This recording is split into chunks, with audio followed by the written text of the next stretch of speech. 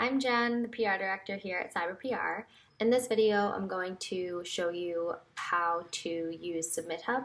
It's a really vital platform for independent artists to make those first PR connections. If you don't know where to get started, if you don't have people who have provided coverage for your music in the past, this is a way to make contacting these people easier. They want to hear from you, and it's, in the grand scheme of things, rather affordable.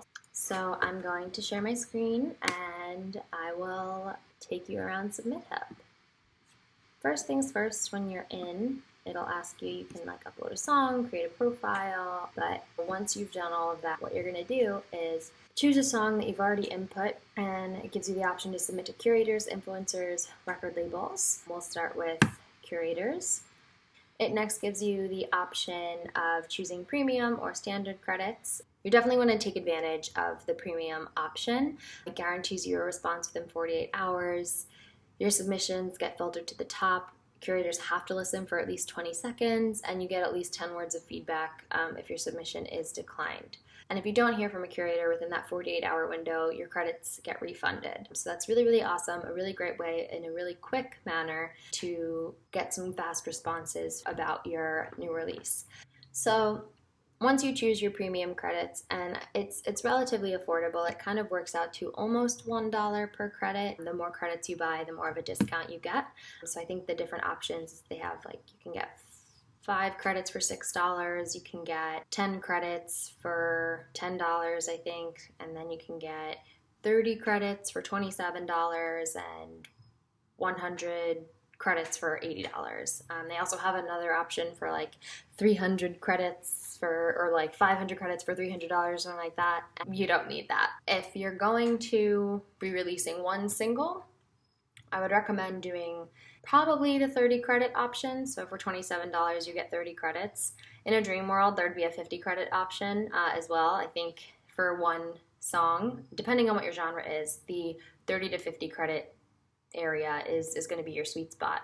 I wouldn't do the 100 unless you're doing more than one release. There's just no reason for you to use 100 credits on one single song. So definitely keep that in mind. I mean, people can get really submit happy on SubmitHub.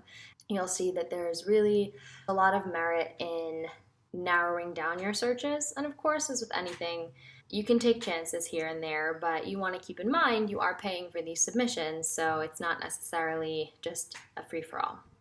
So you pick your premium credits, you're going to press next, and I care about feedback, you definitely want to put that. And then as you go down, it says permissions and copyrights. If someone approves this song and they want to upload an MP3, this usually happens when it's a YouTuber and they either want to share your song in a video or on their platform. YouTube also is pretty strict with their copyright laws, so you'll have to give them permission. It usually is just an electronic copyright permission form. It takes 2 seconds to fill out, and whether they monetize it or can't monetize it, that's your own personal choice. I'm not a curator, but they would probably give preference to ones that they can monetize. But ultimately, at the end of the day, it is your decision. That's that. Genres. So you're going to go through, there's a bunch. And one of the things I really, really love about SubmitHub is that it actually gives you kind of a breakdown. There's tons of genres out there, and I feel like sometimes we get a little lost in trying to figure out how to niche down on our sound. So it'll say alternative rock, a rocky or slightly grungy sound, often drawing inspiration from the 90s. And then my favorite is when they give you examples. And if you're ever unsure, go on Spotify, Apple Music, whatever your streaming platform of choice is, and literally just take a listen and make some choices accordingly. So there's a bunch. If you know that you're looking for something in particular, so say you're looking for Christian, that's here, you can search it. Not everything comes up, but grunge. So searching is definitely an option. They are in the process of making a lot of changes to the layout of SubmitHub. So it's possible that by the time that you're watching this, some other changes have taken effect. Once you've gone through and you narrow down your genres, for this one I'm going to do indie rock, and I also am going to do power pop. And that's not here, so I know that that's a genre here, so I'm going to search power pop. Great, so we're going to press next. Then it brings you actually to the place where you can submit. The one thing I recommend is putting it on genre match high to low, because when it's like this, you can see really the people who are going to be interested in receiving your music. If you've just started out, you're not really going to want to do the influence high to low, because unless you have a lot of followers, the likelihood that you'll get accepted on something like this, the approval rate is only 7%, and they received 51,000 submissions. I believe that's in the last year. But these are just people who are going to get inundated with stuff, and it's very possible that your music is going to get lost in the shuffle. So genre match is a good way to start. Approval rate is a good way to start. It's roughly going to be around $1 to $3 per resource. There's a lot of different specifications you can put filters on this side. You can change the genres right here. You can also search for a specific curator. You can add different filters. You can favorite them, so that'll only show some of the ones we've favorited. So there's different specifications you can kind of go through to look more closely to what you're looking for. If you want to know that they have a Spotify playlist, you can press shares to Spotify. Also, when you go down here, it's the type of people. So do you want radio stations, YouTubers, SoundCloud, Spotify playlisters, bloggers? You can really kind of get in the nitty-gritty and figure out exactly what you're looking for. If you don't want to spend about $3 per submission for some, and you don't want those higher price point submissions, you can literally get rid of those and it's no problem. Typically the resources, when they have those higher price points, they're trying to see if you're really serious. You're not just throwing things around, you're actually doing research. They're typically resources that get inundated with submissions, and they just need to filter out the process a little bit more. And the one thing that you're really going to want to do, though, is make sure that you've extended the more details tab so that you can see all of the good stuff that SubmitHub has to offer. So if you look at this first one for our indie rock and power pop submission, they always have this about section. These are really important because in here is also where you'll see on certain platforms, they list their preferences. So sometimes if you scroll down, they'll put, we only accept vocal-led music, or we only accept instrumentals. Another option here says no auto-tune, no techno, no commercial. So they make it really known what they're looking for, which is really, really nice. And if you just take a minute to read that and kind of dive in, then the opportunities that you have to get approved are already better. You're going to want to look at the approval rate here. This, I have learned, that is the approval rate per genre. So this is the approval rate for indie rock and power pop, not their approval rate overall. The response rate is 100%, which if you're looking for feedback and you really prioritize feedback, that's great, because even if you do get rejected from this platform, you know with certainty that you're going to get an answer back, maybe why they didn't like it, maybe it just wasn't what they were looking for, whatever. This response rate, for example, is 61%, which means that they don't really respond that often, and then they have this little arrow, it's like low response rate, unlikely to respond to your submission. So in that circumstance, this one's still above 50%, but if the response rate's like 10%, in that capacity, that might be a resource that you take a bit of a leap on if you're on the fence of whether you want to submit or whether you don't want to submit, because if they don't respond, remember we did a premium submission, then you just get your credit back, you just get your money back. So that might be something to keep in mind if you're on the fence about submitting, you don't 100% know, you might get your money back anyway if they don't really listen. So what else they have down here is additional notes. Occasionally asks for copyright to monetize and upload. That's good to know, that's what we were talking about. It says they typically share it as a blog post, playlist, social, Instagram post 77% of the time. This also lets you know that they've approved 402 indie rock and power pop songs. They also like indie pop, shoegaze, dream pop, alternative rock, lo-fi rock. So all this information lets you know whether or not they'd be likely to approve your track.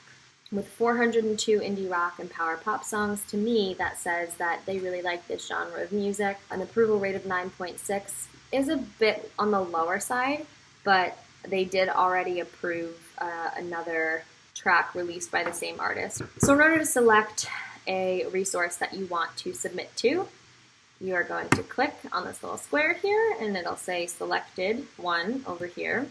And particularly because this specific resource is already approved a track by this artist before, I would actually send this one separately.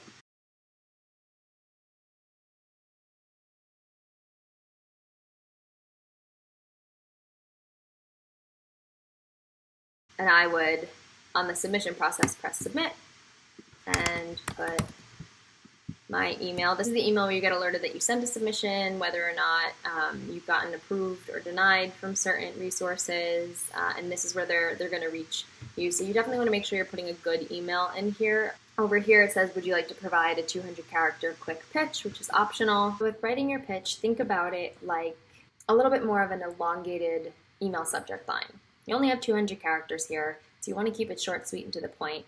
But something that you're going to want to mention is any accolade that you've had. I'd even write something along the lines of who you sound like. If it's Evanescence, if it's the Beatles. They might not be familiar with your name right off the bat, which is fine. But if you pick a larger name that you often get told that you sound like, immediately they have an idea of what they're getting themselves into, and they'll already have a little bit of an idea of whether or not that's something that they're going to like. So for this specific resource, again, they've already shared this artist's music before, and since we are submitting it individually, you'll want to do anything that shows that you've done your research. So,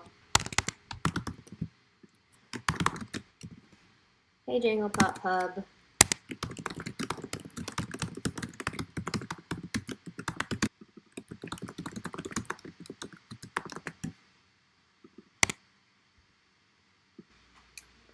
So I wrote, hey Jangle Pop Pub, Blues Hall of Fame inductee Eric Selby is back with another release, Anxious Zen. Earlier this year you approved his track Patiently, hope you enjoy this one as well. We'll go through and press submit. And again, this one is super personalized, which helps with the approval rate.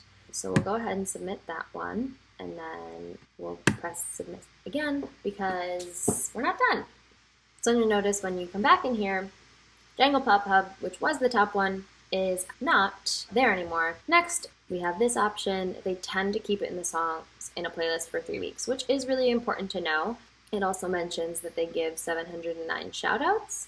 So that's basically to a smaller audience. So typically when that comes through, it'll say the resource name has declined, but they're still sharing it. Shoutouts are not a bad thing. You're still getting exposure. Really pay attention to any of these things. So it says low response rate, unlikely to respond to your submission. Again, if you're on the fence, you get refunded if they don't respond. So for someone like this, they have a relatively high approval rate for this genre. They've approved a decent amount of them in the last year. They typically share content in a crowded blog post with no accompanying description. It might be just a blog playlist where it features your song, and they don't really do a write-up about it. It's okay. It just depends the kind of coverage that you're looking for. But since they have a low response rate, this might be the kind of platform that you just take a risk on because you know that you're going to get your money back if they don't answer you anyway. If the response rate is 100% and you're a little on the fence, you might want to opt to not take that risk. So you'll see if you go down here, most shared playlists, which have the average number of listeners, which I think is per song. Yes. So monthly listeners, they have 200 to 300 monthly listeners per song. The average time in the playlist is 1 month or 3 weeks. They share in this playlist 73% of the time, this one 26% of the time, 1%, and almost nothing. So they have some others, but it's good to keep in mind that, if you do get accepted to this resource, the odds are you'll end up on one of these 2 playlists. Click, and then you can also snoop around a little bit and kind of take a listen to what they're sharing. Does your music sound like that? Do you think it would fit in this playlist? Yeah. And then you can even put, again, if you're doing that individualized submission, if you have a lot of time, if you don't mind doing the research, every little extra step that you take increases your chances of approval. Just as you want to know that the people who are sharing your music care about you and care about your music, they want to feel cared about as well. You can also put in your pitch that you will share on all of your platforms. That's something else good to know. They're doing you a favor by providing you exposure. They want to also grow their fan base as well. They're also in the process of rolling out this new feature, So Hot or Not, is where you can go and rate people's music. So you can put your preferences over here. That way you're not just getting music that you don't like. If you hate EDM, you're not going to want to put EDM over here because you're just not going to like anything. You can also buy more credits here. So for Get Rated, you can choose one of your songs. You want to select some genres, press Use this song. And then it asks how many you want. If you want to do standard, so we have 7 votes that we can use for standard. As for anything, you're going to be prioritized more if you do those premium submissions. And it lets you know in the amount of time, I believe it's a week, that you'll get listened to. What you can also do with your premium submissions is you can specify 3 more areas to be rated. So when you go through Hot or Not, an example in here, this person just used a standard rating, which is okay, and from a user experience, honestly, it's not so bad. You get free premium credits. If you give more feedback, there's an option for you to get some premium credits, which means then you're not spending money, which is nice. You have the option where you can let them contact you about your feedback, which would then have it show up in the chat box option. If you want to kind of build a network, there are people you want to relate to or connect to, I would recommend putting that, checking this box, but overall, you don't need to do that. And then you can press next, and you listen again.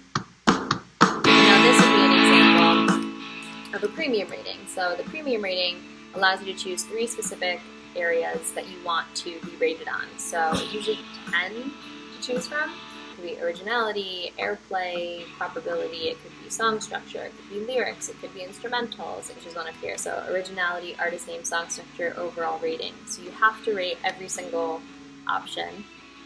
So we'll take a listen.